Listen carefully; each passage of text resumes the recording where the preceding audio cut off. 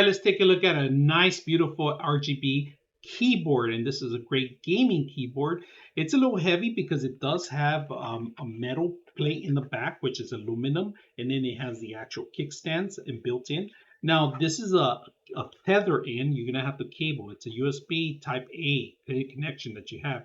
Now, you have multiple lighting, also effects that you could change by holding the function key. So you're going to the function key, and then you go start with the to lower the lighting will be lower here. If you guys can see, I'm going to turn it off.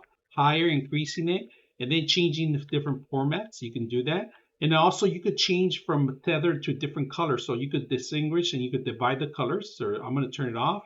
And there's one right there. I'm going to change the statics. Another one. And you could do solid colors too.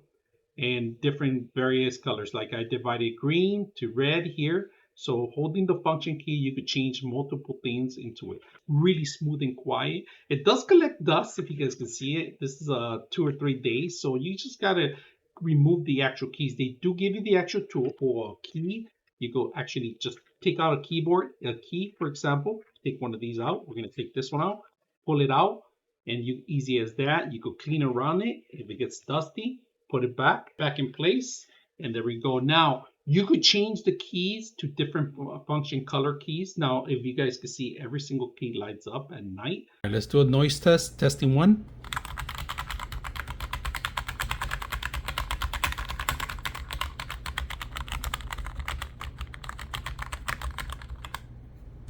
.6 of you are not subscribers in my channel. I hope that the content helps you out and that you find it very useful. And I hope you hit the like and subscribe.